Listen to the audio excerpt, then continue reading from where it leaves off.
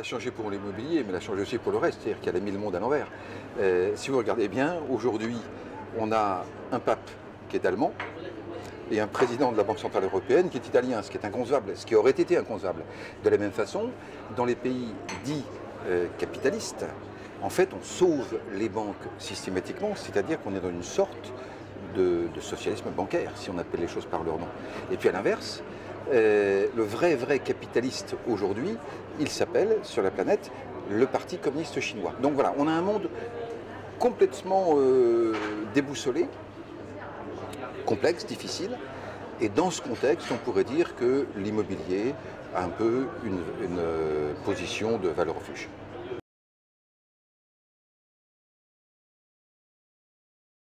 Ça, la notion de placement, c'est un peu tout le problème. C'est-à-dire que si on parle de l'immobilier valeur refuge, d'abord il faut savoir qu'un refuge n'est jamais absolu.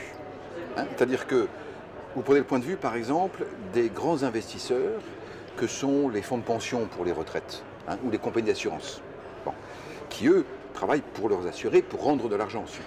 Tous ces grands investisseurs qui doivent rendre de l'argent se disent où est-ce qu'on le met? Alors vous pouvez aller sur les obligations ou les emprunts d'État, confiance limitée. Vous pouvez aller sur la bourse, pas facile. Et surtout, période de crise économique, la bourse peut tout faire, elle peut monter, mais elle peut encore baisser. Donc finalement, par défaut, il reste immobilier. Pas par affection, mais par défaut, on pourrait dire. C'est-à-dire que c'est un degré de sécurité. Si on voulait être même plus précis, on dirait c'est pas tant le retour sur investissement qui compte que le retour de l'investissement. Avec l'immobilier, on sait qu'on est dans quelque chose qui restera relativement stable. Alors à partir de là, les grands investisseurs, donc, vont chercher de l'immobilier plutôt d'entreprise. Et ils le font sur des beaux immeubles qui seront pareils. Les très beaux immeubles, vous prenez l'avenue des Champs-Élysées à Paris, c'est sûr qu'elle a moins de chances d'avoir de la vacance que la deuxième couronne loin de Paris. Donc il y a un travail des institutionnels, et parmi ces institutionnels, il y en a beaucoup de Français, sur de l'immobilier de qualité, d'entreprise, mais ça n'est jamais une protection absolue. Et puis il y a la question du logement. Alors cette question-là, elle est plus délicate. Parce qu'en France, on a un vrai paradoxe. Le paradoxe, c'est que quantitativement, c'est vrai, on n'a pas assez de logements. C'est-à-dire que depuis des années, on construit un peu moins qu'il n'y a de nouveaux ménages. Donc ça, c'est une donnée vraiment importante parce que quantitativement, il n'y a pas d'élasticité, ça ne va pas. Bon. Mais de l'autre, il faut de la solvabilité. Et donc, parce qu'il n'y a pas assez de logements, normalement les prix devraient continuer à être tendus, les loyers devraient continuer à être tendus. Mais si de l'autre côté, mettons, les banques financent beaucoup plus difficilement le logement, à ce moment-là, ceux qui veulent acheter ne peuvent plus, et c'est toute la chaîne qui s'effondre. Et donc, ce n'est pas parce qu'il y a, je dirais, une très très bonne tendance à moyen-long terme qu'on ne peut pas avoir un accident sur les prix à très court terme. C'est pour ça qu'on peut dire que généralement, quand on veut faire du logement, ou un placement immobilier d'ailleurs, pour un particulier, il n'est pas inintéressant de le faire au travers de systèmes mutualisés. Vous savez, il y a des CPI, il y a des SIC, côté en bourse, il y a différents systèmes pour protéger un petit peu le particulier. Donc voilà, le logement peut baisser, je ne dirais pas qu'il ne peut pas baisser, et en même temps, il a une position absolument privilégiée, c'est ça son paradoxe.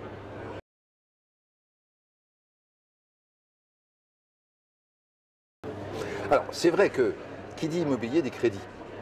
Il y a toute une grande pratique du crédit. Il y a aussi le fait qu'après la catastrophe de Lehman Brothers en 2008, il y a eu des questions sur ce qu'on a appelé, pour l'immobilier, le mur de la dette. Ça veut dire quoi? Ça veut dire que dans les années 2004, 2005, 2006, 2007, beaucoup d'institutionnels, français ou internationaux d'ailleurs, avaient acheté des immeubles en Europe avec un effet de levier important, donc une dette importante. Et ça, c'était des dettes sur 4 ans, 5 ans, 7 ans. Donc il y a un moment où ça se renouvelle.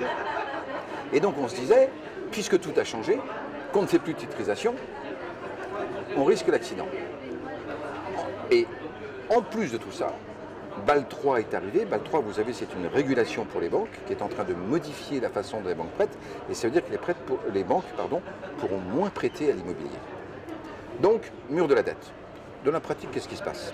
C'est vrai que les banques prêtent moins. mais elles le font très progressivement. En contrepartie, vous avez les compagnies d'assurance qui se mettent à prêter à l'immobilier. Et ça, c'est nouveau en Europe. Elles le faisaient déjà aux États-Unis, mais elles ne le faisaient pas encore en Europe. Vous avez ce qu'on appelle des fonds de créance, c'est-à-dire des fonds, donc d'obligations, ou des obligations d'entreprise, ce sont, on pourrait dire, des obligations d'immeubles, qui sont en train de se développer. Vous avez les sociétés immobilières cotées en bourse qui peuvent émettre des emprunts et qui, par le marché financier, reçoivent de l'argent. Donc, en fait, on a des solutions qui sont en train de se mettre en place pour compenser à la fois le retrait des banques, et le retrait d'ailleurs partiel, et pour, disons, en même temps, aller assez vite par rapport aux échéances qui se présentent. Et on s'aperçoit, vous savez, au début, quand on est arrivé en 2008, on avait peur du mur de la dette, c'était pour aujourd'hui. Pour aujourd'hui, il n'y a pas d'inquiétude grave particulière. Donc on peut dire que c'est le monde qui est en train de changer. Disons que dans un monde difficile, l'immobilier n'est pas exonéré, mais il est un endroit qui est quand même un endroit porteur.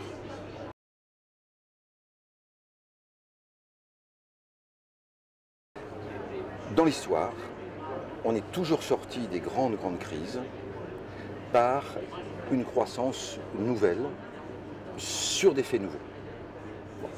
On pourrait penser, pourquoi pas imaginer, que la croissance qui va nous sortir de la crise actuelle soit une croissance liée au vert, au green.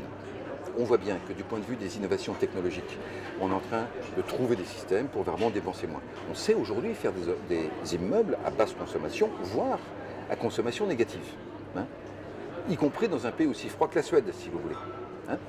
Donc, on pourrait avoir dans l'immobilier quelque chose de très intéressant qui serait moins de consommation de ressources. Or, l'immobilier, c'est pratiquement la moitié des consommations de ressources du pays, entre le bâtiment et la vie des immeubles. Or, qu'est-ce que c'est que l'économie de dépenses, de ressources? Si on fait autant, on a le même service pour moins de consommation, ça s'appelle un gain de productivité. Et ça, c'est une source de croissance, c'est une source de création d'emplois. Donc le green pourrait être la ligne directrice d'une nouvelle croissance forte sur le long terme, et l'immobilier est au cœur de ça, dans ce qu'il a de plus qualitatif aujourd'hui. Ce qui est intéressant.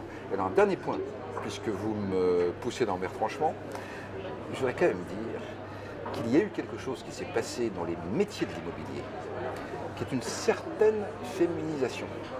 Alors je le dis, mais c'est intéressant parce qu'on s'est perçu que la profession qui était relativement quantitative, qui faisait des beaux immeubles, mais qui faisait des beaux immeubles, on va dire, ou des beaux immeubles, a peu à peu évolué sous l'effet justement de cette féminisation, en haut de l'organigramme d'ailleurs, vers des immeubles beaucoup plus adaptés à la vie des gens, à la qualité de la vie des gens, au bureau ou chez eux. Donc on a une évolution globale entre la qualité et le green qui fait que dans l'immobilier aujourd'hui, il se passe vraiment quelque chose qui pourrait très bien être au cœur de ce qui pourrait se passer de positif dans les prochaines années.